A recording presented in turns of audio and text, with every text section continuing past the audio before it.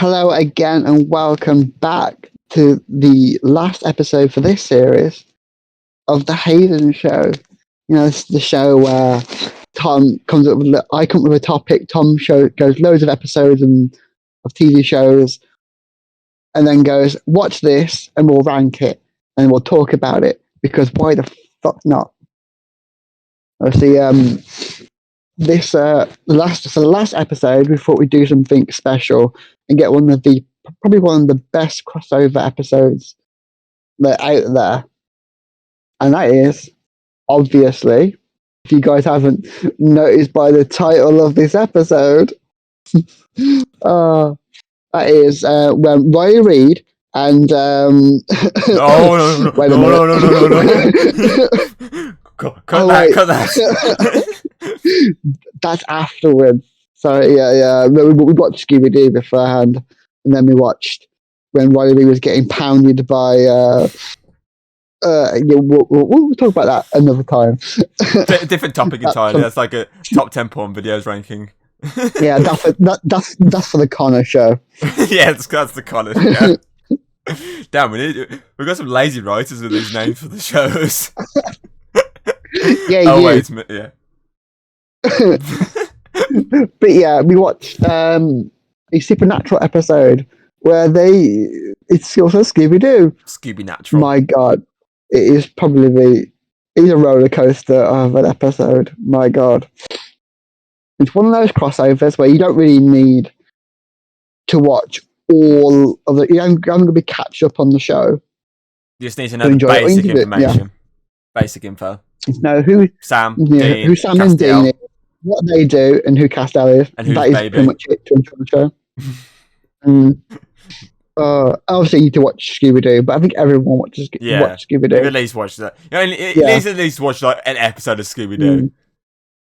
It's definitely a show designed to basically for fans of Supernatural and Scooby-Doo, because obviously throughout the entirety of Supernatural, what is the one show that Dean has been obsessed with? Scooby-Doo.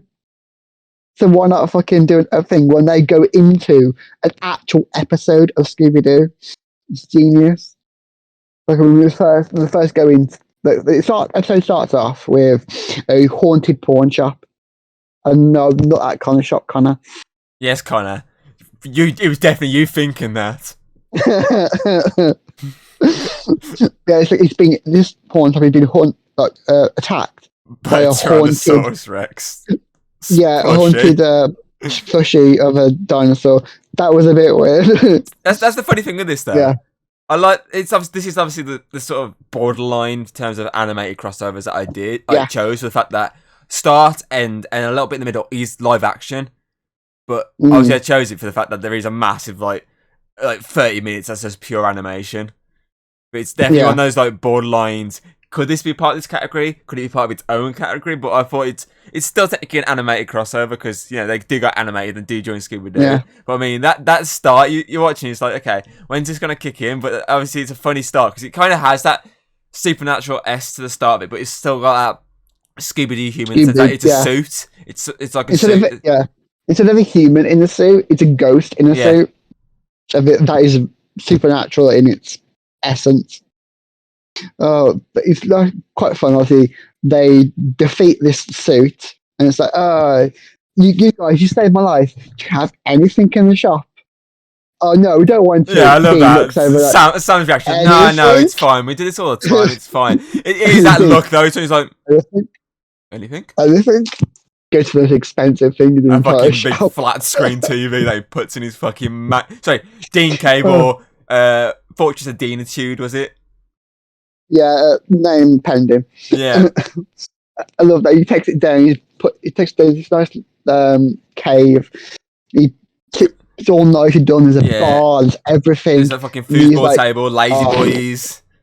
The bar's a work in progress. The best thing, sit down and watch this massive flat screen TV, and when they turn it on, it goes all purple. And remember purple, because that crops up quite a lot. It's also your colour theme for this show. Wait, no! So Sam and Dean get literally absorbed into the TV, and they wake up animated. You're a cartoon. I do like I'm a cartoon. I do like that, like when he slaps her in the face and the face print stays. Handprints on the face. Yeah, that's basically there to show that the laws of physics in the cartoon universe is like a cartoon. Yeah, it's like, and they now have the same physics. See, that's the thing. That crops quite a lot. You find with like, some shows like this where like they go for like, this really wild crossover, but it's one that makes sense. You always find sometimes they stoop to the what's coming into its level of obviously how it's like the show is like in terms of like how they do the humor and stuff like that. They always stoop to that sort of idea, and obviously if they stoop to that, it'd be a really childish episode of Supernatural. But I love the fact that they don't. They actually keep it. They keep it as a Supernatural episode. Yeah, like it's got the physics, the look, everything about it is a Scooby-Doo episode. But because it's Sam and Dean, their mentality hasn't changed. Like, and so they still think and talk like they do in the show. So they swear, they say rude stuff, they try and fuck Daphne. Well, Dean does. They beat one of the swear words, didn't they? Yeah, one of the later ones. They beat out fuck because in America, I know that they don't like that word. Like, I know that at least. Like, a lot of the American shows, they bleep that out. I know they didn't beep out the first one. Son of a bitch. Yeah, when he said that, I know they didn't beep that. That's a good joke. The last one, they went beep. Yeah, that was fuck. Yeah, but it's like, I do like how they still kept the same essence of those two characters and Castiel when he comes in later on. Yeah. Whereas the Scooby-Doo ones, they still feel like them. Yeah, I feel like Scooby-Doo. They're innocent. Like, they don't really believe in ghosts apart from Shaggy and Scooby, but you know, they're them. But like, they're very innocent. They don't swear. Like, the only dark moment is the joke of, so like when because obviously when they meet up with those guys in the Scooby Gang in like a diner. Yeah, like a roadside they talk diner. to him. Yeah, they talk to him and obviously find out Scooby's inherited some inheritance, some money, and they go over there. He saved the guy from drowning in a pond. Yeah, he goes, but this guy is dead though, and he's like, Fred, dead serious. Yeah, cancer. And it's like, if that's the first time, that's probably the only dark moment like of their character. Yeah, because how I say it, that there is because like that probably happened. Like, that's the lore of the episode, but because it was a kid show, it was never mentioned. It was glossed over. You know what I mean? But whereas because only Sam and Dean, who actually do exist, like, and they don't go by the cartoon rules of being innocent, they will ask that kind of question, so they have to get the dark answer. It was just Fred's like line delivery that. Yeah, I know me and you just broke down laughing while watching it. Because you don't expect it, do you? You don't expect it. He's like, oh yeah, if he's dead. That was, you just think that. It's just how he specifically is like, cancer. He's like, think, what? I think it's because the tone instantly changes that very moment, and it's like, what the fuck? Like it's like a slap in the face. What the fuck? It's like up to that line. It's a very like fun vibe. It's very Scooby-Doo-esque, and then it just goes to like the sort of supernatural dark tone of and like Scooby-Doo, that instantly gets glossed over again. Yeah, but I do like Dean because they're in the cartoon universe, the cartoon physics. Yeah, and they see Shaggy and Scooby eating the sandwich. He fucking joins in because look at my mouth. But the best part of the entire show is Dean trying to date Daphne. Yeah. Oh my god! And so he walks over and he's like, Daphne, enchanté. I love that because they all introduce themselves, but he goes to Daphne instead. No, to say Daphne, he goes, Daphne, enchanté. It was brilliant. It's like, it even develops as it goes along though. And it's like, oh, it's time to turn in for bed. Oh, it's very cold in this place, Daphne. Why don't we share a bunk together? He's like, oh, silly. Girls don't bunk with guys. He's like, and Fred's like, we'll bunk together. He's like, great. Because that's the thing I love this, is how he hates Fred the entire episode. Yeah. Always like complaining about him. He's like, Fred's a jerk. I don't like Fred. Even when the bit with the Impala and the racing, and he's like, on the count of 3, let's do this. He's obviously gets to raise, and fucking Fred just beats him. He's like, the light was red! The light was red! Fred! I feel like even though that has a very cartoon vibe to it, but it still has that Dean. Like, Dean's always been quite cartoonish as a character. Yeah, he always has. Dark kind of cartoon. But that makes it work so much better. See, what I love with the Velma, the Daphne joke is obviously the build up with this Daphne idea. Obviously, him hitting on Daphne, and all along you got fucking Velma who's just trying to bang Sam. And Dean gets nowhere with Daphne, and out of nowhere, Sam gets it with Velma, and he's like, it's that line. I know he got you, Dean, when he's like, huh? I think it's like what's the line exactly? She's ready to go. It's always she's ready to go. It's always the quiet ones. He goes, damn, I should have known that was ready to go. Yeah, that was it. It's the level of supernatural humor where can be quite rude and so dark. Is counteracting with the innocence of the Scooby-Doo ones. Where like I think the best moment is when because the spooky ghost, they all know it's the lawyer guy. Yeah, he said it's the lawyer. He's like, I've seen this episode a million times. It's the lawyer. You'll find out in a bit. He's like, oh, okay. Yeah, and then when that's when the bodies start missing. Oh, obviously they go into the room, but they find an actual dead body. So that's when it kicks in. That's when it kicks in of like, wait, this isn't Scooby-Doo's logic now. Yeah, this guy is legitimately dead. He's bleeding. There's a little hint to that beforehand. When you see the ghost about to kill him, the knife and everything goes all purple. That's a little hint to that's a real ghost. Because see, the purple light always comes up whenever that ghost exists. Who's in the dinosaur's eyes? See, the purple light was what absorbed into the TV. Like a little hint to what's to come. But like the fact that Sam and Dean instantly they start getting serious. Yeah, like, this is the dead body. Whoa! This is a good. I read Scooby Gang's like it's like okay, we got another mystery and walk up. It's like come on, Fred, innocent. We got a body here. Have some respect, man. Yeah, because they're so innocent. They're like because in their cartoon world, death doesn't really happen. Like it does happen like off screen to random characters that they don't either know or like they have no effects from like death. Yeah, because there's never physical death happening in front of them. So that they obviously like think either it's fake or they just don't like really register it that person's dead. So that's the thing. Cause that one's like a very shock death, like a shock moment. I love the second death. The second death is so brutal. Yeah, beheaded, and body hanging, and they're like, "What the fuck?" And the Scooby are like, "Well, time to split up." They go off their own again. They completely glance over. I love that split up. It's like, hey Daphne, how about me and you go together? And then Fred's like, great, we go together. He's like, great. And obviously Velma's with Sam, and she's always constantly complaining, going, "Oh, you're broad shouldered." He's like, why are you always mentioning my shoulders? Yeah. And obviously, Castiel, who arrives late, goes with Shaggy and Scooby. I like that though. I like the little tease of Castiel. Which obviously you don't know it's him at first, and then that guy when they drive away, and you see that guy, he looks like some like who could be a bad guy, like walking towards like the characters, and then at the end it turns out, oh no, it's Castiel. He came. That's when it cuts back to the real world. He's like, oh, he came down. He's like been to, is it Syria or something like that? He's like found like the fruit of life or something like that. And he's like, guys, where are you? He look, that was it. And he looks on TV and he sees the animation. He's like, Dean, because he sees that drag race scene, and next minute he gets dragged into that drag race scene.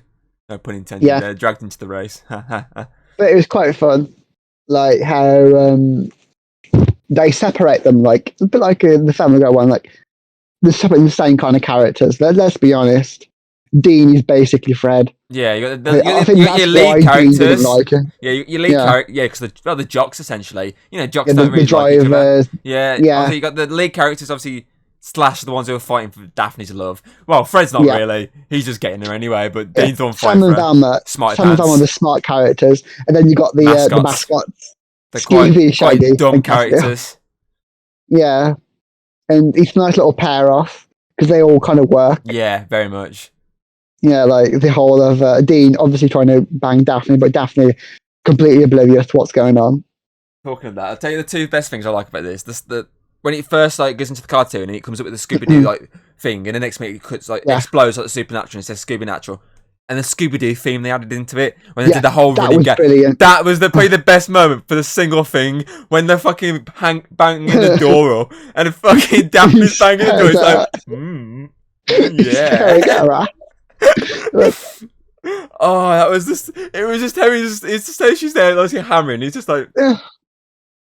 It's like no, it's basically like your generic Scooby-Doo. Yeah, honestly, it's literally your generic Scooby-Doo running back and forth with the doors. Yeah, a quick scrappy cameo, and then it's just like, oh yeah, it's just hammer all these doors, and it's just how you say a normal Dean reaction of. I'll tap that. If you watch Supernatural, you know that he basically tries to bang every woman every single girl character. Pretty much. So he would go for Daphne. I do like as well when they're hiding, the classic thing of hiding all the urns and the pots, and he still tries to give her a quick kiss, and she screams, and she runs off.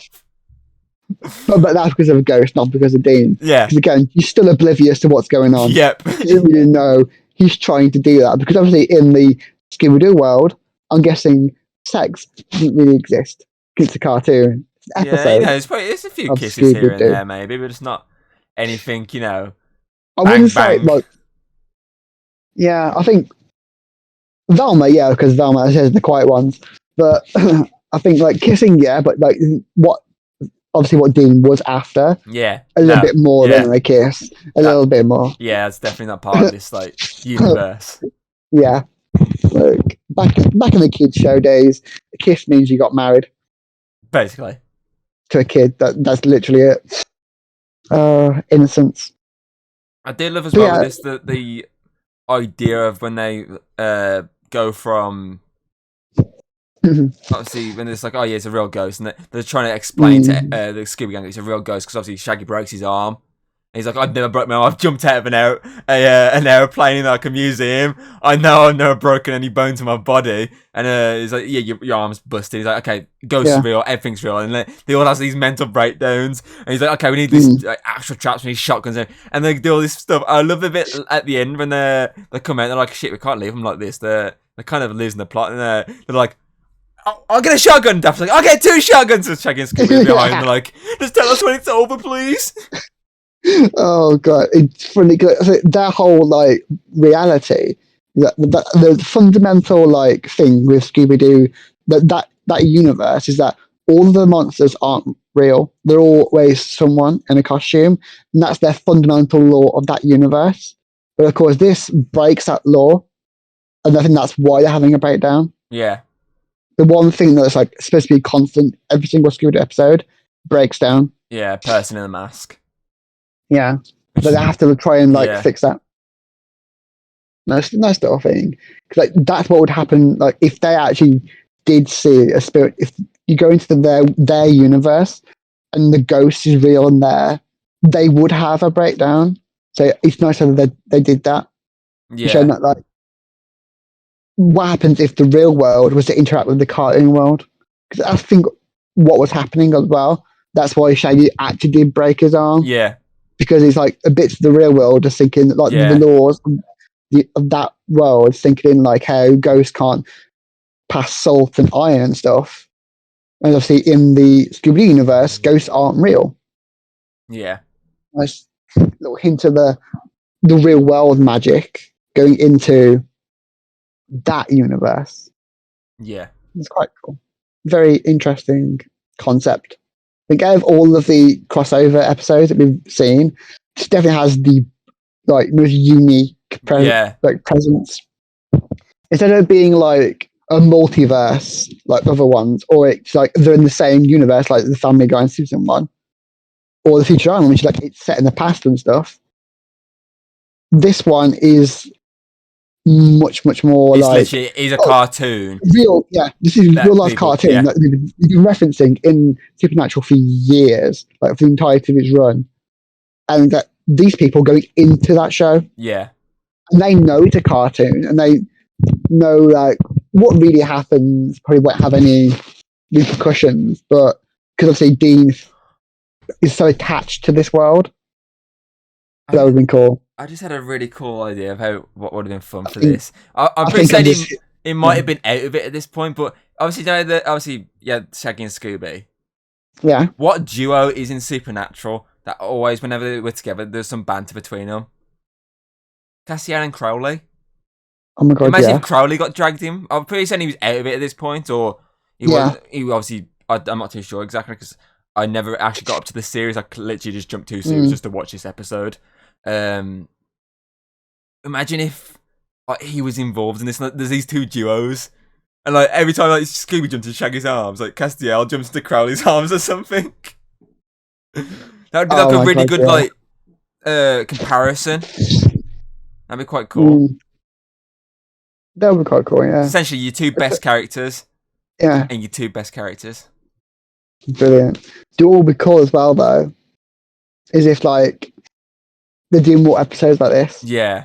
How fun this was! Like, I think the first one has to be it had to be Scooby Doo because of how much that has like references in that show. Like, can you imagine like a Buffy the Vampire Slayer one? Yeah. Like, that'd be cool. I definitely feel like they should do like more animated, like Supernatural. Animated films, definitely. Like film wise, because obviously they can't do the show anymore since it's ended. But it would be cool if like they did like some like canon, like even if it's not a canon, like spin-offs to the show. Yeah. In terms of like animated films, what focused on like as a different like sort of ideas, like crossovers, or even just like a normal Supernatural type episode, but as a full length like animated movie. In a sense of like trying to think here. Okay, Scooby Doo, they have their show, but they also have their movie. Like the movies aren't actually linked to the show, which is what they could do with this. It could be the idea of the movies aren't actually linked to the show at all, but they have the vibe of the show in it. But they're much more bigger, much more like grander. That'd be quite cool. I'd say they could do like something with Buffy, which would be quite cool. Yeah, because like Buffy kind of like is the precursor to a lot of these type of shows, like the precursor to Supernatural, to Torchwood. Like it inspired a lot of those kind of shows. Yeah. So it'd be nice to like sort of like go back because like basically this is what this episode does is like Scooby Doo inspired Buffy, which obviously inspired different types of shows. It's like that's like the bigger callback, like going through all types of shows like Buffy. Essentially, or maybe even like what it pitching here is essentially the Scooby Doo Guess Who series, but for Supernatural as movies.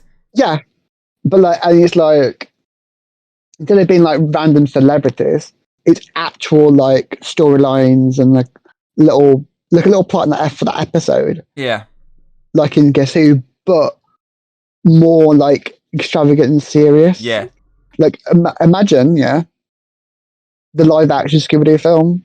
That'd be cool. That'd be cool. So I said to you though, it would have been cool if the cops at the end of this episode were Frank Welker and Matthew Lillard as the 2 cops, and when he's like, when he says, I would have got away with this too if it wasn't for you meddling kids. If they were going, it's not like we've heard that a million times before. That would be like really sort of meta. But I was thinking like, obviously the first Scooby Doo film, like the live action one, it was designed to be like what this episode is. It's like it's for adults who grew up with Scooby Doo. Yeah, like what this episode does. So imagine like because that version of Fred, because he's a lot more like Dean or Horn Dog, who is always thinks he's the best. I mean, they're basically the same kind of character. So those ones, that interaction would be so much more better. Like, can you imagine like Dean trying to chat up Sarah Michelle Gellar as Daphne, not as Buffy, and she's punching him in the face as Daphne, not as Buffy? Wasn't there an episode of Legends of Tomorrow where they like sort of they're going through like some kind of with the multiverse, I think, and they all something to do with timeline. But I remember like they see like a leaflet or something poster saying that they're filming a Supernatural episode. No, it was the Impala. Yeah, they found the Impala. They literally found Dean's Impala in one of the episodes. That was it. I remember I think it was obviously Sarah. Sarah was like really gushing over it, like, you know what this is? This is Supernatural. Oh, imagine if they crossed over with Legends. That'd be like really cool. Yeah, because obviously, like, it's just saying kind of concept of this episode of like, for them, it's a TV show Yeah. that they've watched, and if it was those characters in there, I'm like, oh, what the fuck? That'd be really fucking cool. There's a lot of stuff they could do. Yeah, like, can you imagine like all the powers and supernatural powers we see in Legends Tomorrow with the Supernatural universe? Yeah, would be brilliant. it would be. Yeah, these are the kind of cool crossovers that we want to see. Yeah, you got a verdict for this one? Yes, definitely. This is going to be one of the high ones. Definitely. It is so enjoyable, so fun. The comedy is perfect. And it's the contrast between innocence of Scooby-Doo and the actual dark and bloody version of gore of Supernatural. And it's a perfect mix. Because obviously, like I say, it's a massive payoff to the amount of times they reference Scooby-Doo in the show. Like, because it's a running gag of him being obsessed with it. It's perfect. So I'd say I can't give it 100 out of 10 because that would make it on the same level as the Ben 10 Generator Rex. Well, you could, and, I can't. I can't beat that. I'd say you could give it the same, but obviously then you just like actually have to rank the two of them, like switch between them. Like, oh, okay, so this one would, yeah. So I'd say I'll give it 99. 99. No complex maths, just 99. Just below Ben 10 one. That make it easier for you? Yeah, second place. It's very easy. I've just got to now go down every single one now on my list and actually change the numbers. So okay, I say very simple. That puts Scoobynatural taking Phineas and Ferb spot in second place, which means obviously our rankings for the first series is as followed. Starting with the worst, of course. Obviously, bottom of the barrel, goddamn awful, was the Crossover Nexus OKKO episode. 9th place is Simpsons Rama. Not as bad as the crossover, but obviously in your eyes, it's probably one of the weaker crossovers out of the bunch we've done. 8th is, of course, the Lilo and Stitch Kim Possible Rufus episode. I've really got into that series, FYI now. The Lilo and Stitch, I've been watching a lot of it. It's quite fun. Obviously, then in 7th is the Grim Adventure of the Kids Next Door. 6th is Halloween Night at the Museum, aka Ultimate Spider-Man. Halloween special. 5th is Scooby-Doo and Guess Who with the attack on the Weird Allosaurus, which is a fucking weird episode, but great. I love that episode 5 is basically our 5th on the ranking here. Brilliant. In 4th place is, of course, what we did last week, Simpsons Guy, the episode of Family Guy where they crossed over. 3rd place is Phineas and Ferb Mission Marvel. Closer now. In 2nd place, very close to the top, is of course Scoobynatural, the 13th series, episode 16. Weird way of putting that then, of Supernatural, and of course the top dog getting the gold medal for series 1 is of course Ben 10 Gen Rex Heroes United. Yes, top dog, number 1 of this ranking. But and the first episode, because like it's literally that is the top of the hill. That nothing's going to get better than that. This came close though for you. This was very close. Oh yeah, this was very close.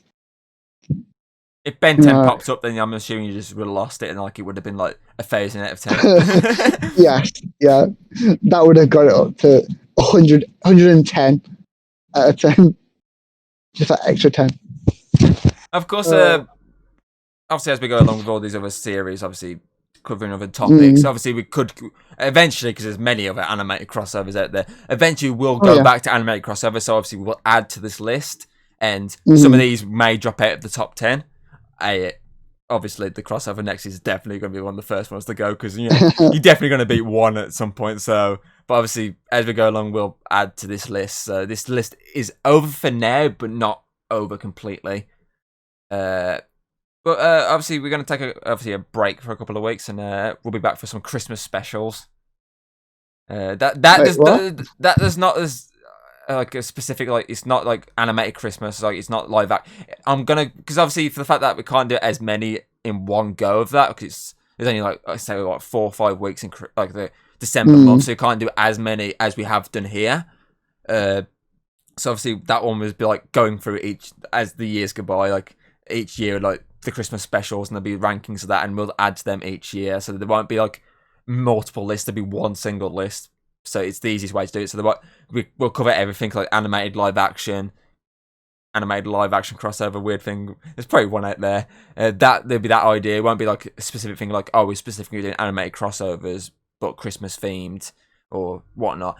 It'll be like anything basically. Anything goes. It just has to have the theme of Christmas, basically. It's the simplest way of doing that. Yeah, I've definitely got some that there's good. Obviously, there's some supernatural episodes at Christmassy. Yeah, I've definitely got one that I wanted to do this year. Obviously, I'd say it to you out of recording so we don't spoil it. There's definitely one I want to try and cover, which is probably one of my favourite sort of ones. Dora. Damn it! Well, there is many Dora Christmas ones, so we could cover a Dora one if I can find a specific one that. Just for you, I'll find one. I'll find one that you can watch. So it's got to be 100 out of 10.